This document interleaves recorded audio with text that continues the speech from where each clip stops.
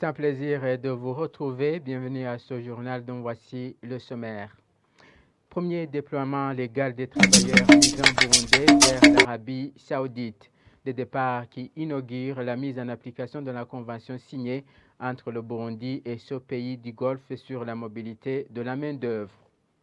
Et 4 nouvelles radios sont autorisées d'émettre sur le sol burundais par le Conseil national de la communication, a annoncé la présidente du Conseil national de la communication après une assemblée plénière de 2 jours ce mercredi. Voilà pour le sommaire, les détails c'est dans un instant.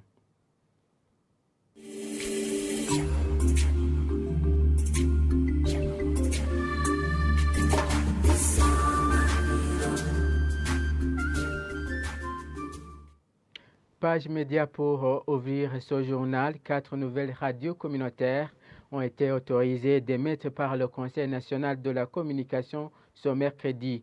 Après l'assemblée plénière de 2 jours, Vestine Nahimana, présidente du Conseil national de la communication, annonce la fermeture de la radio Music FM pour cause de non-respect de la loi régissant la presse au Burundi et la réouverture de la radio Inumbero FM. On avait essayé d'échanger sur les points saillants qui vont être analysés au cours de cette assemblée ordinaire qui se tient chaque fois, une fois le trimestre. L'assemblée plénière ordinaire du 3e trimestre vient de se tenir en date du 16 et du 17 mai 2023 et a été couronnée de succès par une prise de décision pas moins importante, mais plutôt importante.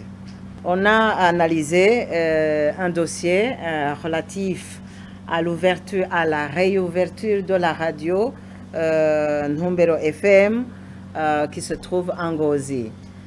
Cette radio avait été suspendue et a été réouverte cette fois-ci avec des localisations vers la province d'Ngozi. Cette radio n'a pas pu satisfaire les attentes du Conseil national de la communication et a été encore une fois suspendue. Nous avons pris la décision de la rouvrir pour continuer à vaquer à ces activités. Nous avons analysé ensemble les médias avec qui nous avons donné l'autorisation, mais qui n'ont pas pu fonctionner correctement.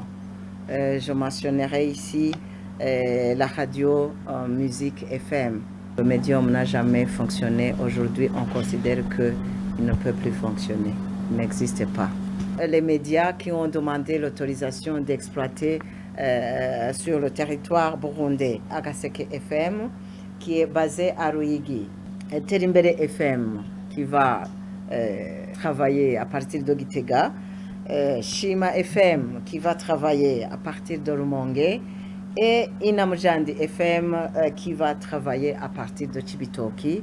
Les 3 ont été agréés à partir de ce jour et ils vont commencer à exploiter leurs médias de façon conformément à ce qu'ils ont donné comme responsabilité, comme engagement. Je vous dirais que c'est 4 médias et nous les avons agréés avec fierté parce que leurs dossiers sont conformes aux exigences de la réalité. Et 6 journalistes ont été primés dans le concours Genre et Médias édition 2023. Agatoni Kevarakukuza, secrétaire du projet Médias, Paix et Genre, on sait de l'Association des femmes et journalistes, indique que ce genre de concours permet notamment aux journalistes de traiter les sujets sensibles au genre. Marie-Claire Kazeneza, journaliste de la radio-télévision Isanganiro, figure parmi les gagnants. La valeur ajoutée de l'organisation du prix Genre et Médias, c'est de pouvoir encourager les journalistes à travailler sur des questions liées au genre qui ne sont pas souvent évoquées dans les médias. Ça, c'est d'un côté.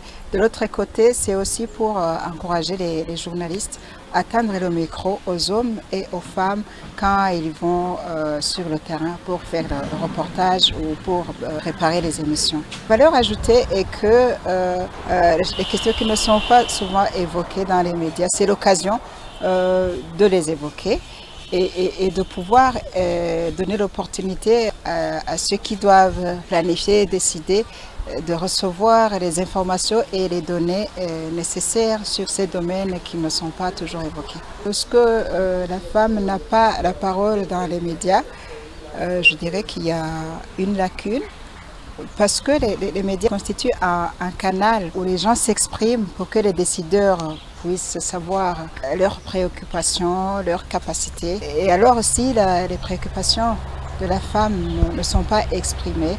Et si on ne sait pas ce dont elle est capable, il est difficile de pouvoir en tenir compte dans les planifications. Par contre, quand on sait ses préoccupations, quand on connaît ses capacités, il est facile de l'inclure et de lui permettre de donner sa contribution. Réa était au nombre de 22, dont 15 hommes et ceux qui ont été primés, c'était 3 hommes et 3 femmes. Je vous le disais dans les titres, 11 filles et femmes ont pris leur vol à destination de l'Arabie Saoudite pour y faire de travaux domestiques.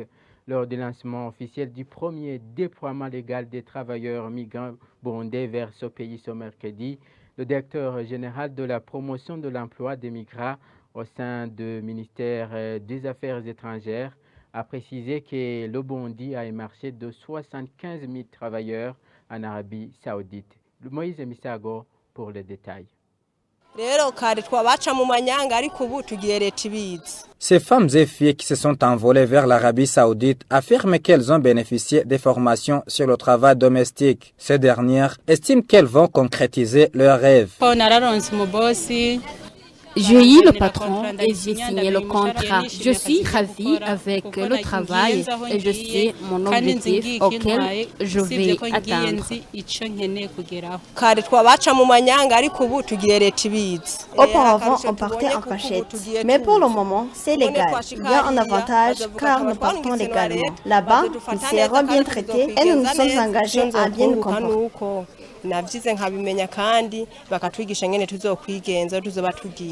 Ces femmes et filles partent après avoir signé des contrats de travail. Bizuru Jean Bosco, coordinateur des travaux au sein de la Société de formation professionnelle et de placement de la main-d'œuvre, affirme le suivi pour ces Burundaises. Ils ont signé les contrats de travail, ils connaissent les employés, l'adresse, les noms et le numéro de téléphone. Tout en ayant des contrats de travail, ils arrivent et se présentent au service. Nous sommes en charge de la suivi pour que nous assurons qu'ils ne peuvent pas être harcelés de telle ou telle autre façon. Le directeur général chargé de la diaspora et de la promotion de l'emploi des migrants au sein du ministère des Relations extérieures et de la coopération au développement révèle que les travailleurs qui s'apprêtent à partir avoisinent 1000. Wapfinda Epime précise que le Burundi a un marché de 75 000 travailleurs en Arabie Saoudite.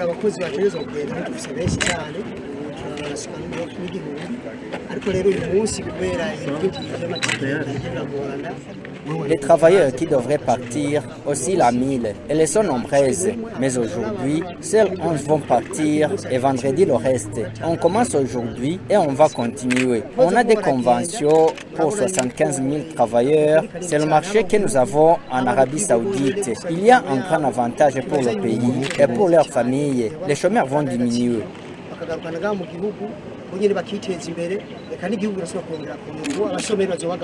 Quant à la mobilité de la main-d'œuvre pour les hommes et les jeunes garçons, son directeur général rétorque. Ceux qui partent devraient être des filles et garçons, mais pour le moment, on a uniquement des filles qui commencent. Les conventions pour les hommes et garçons ne sont pas encore signées. Le travail pour garçons, comme celui des chauffeurs, jardiniers ou maçons, n'a pas encore commencé.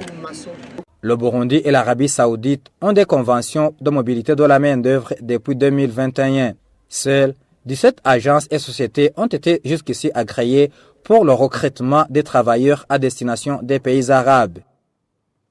Pour clore ce journal, la non-maîtrise de la langue anglaise et de l'outil informatique sont certains défis qui hantent les jeunes burundais pour bénéficier des projets financés par l'ambassade des États-Unis au Burundi, ont révélé les jeunes bénéficiaires des formations américaines ce mardi lors des échanges d'expériences. Jean-Marie Mayonga a suivi ces échanges.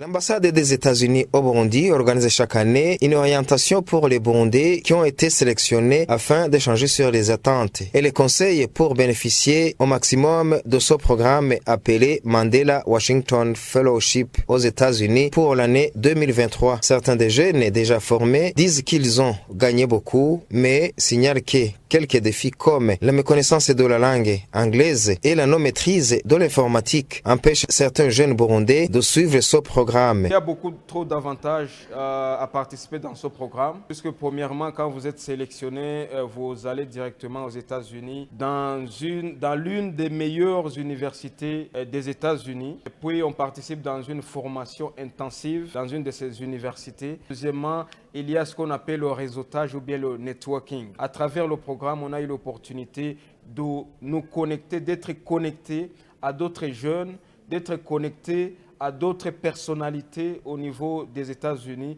mais aussi d'être connectés à des organisations qui travaillent là-bas, mais surtout qui ont besoin de partenaires ici dans nos pays au Burundi. Ce que je peux lancer à ces jeunes, c'est premièrement de ne pas être complexés, puisque dans la plupart des cas, ces jeunes, ils ne sont pas vraiment très confiants en eux-mêmes. Chaque jeune Burundais qui a quelque chose qu'il est en train de réaliser, il peut être bénéficiaire de ce programme.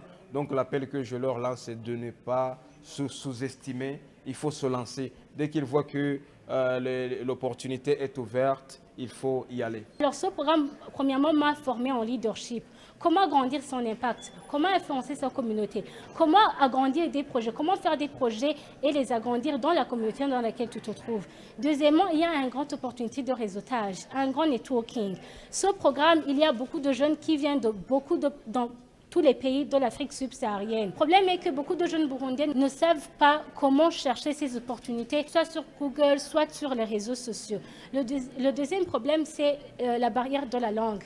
Il y a beaucoup de jeunes qui ne sont pas confortables avec l'anglais et c'est un grand problème parce que toutes ces applications se passent en anglais. Troisièmement, il y a beaucoup de jeunes qui se sous-estiment. Melanie Higgins, ambassadeur des États-Unis au Burundi, encourage tous les jeunes Burundais à suivre ce programme et félicite ceux qui partent aux États-Unis pour acquérir des connaissances et qui retournent au pays pour les mettre en application. Le Mandela Washington Fellowship, c'est un programme qui prend participants de tous les 46 pays de l'Afrique, y compris le Burundi. Ces personnes qui vont sur ce programme, c'est parmi les meilleurs leaders de l'Afrique et bien sûr les meilleurs ici au Burundi. Ils vont à Washington pour faire un programme avec leurs collègues de tous les autres pays, un programme de leadership pour les inspirer et pour que nous puissions voir tout leur travail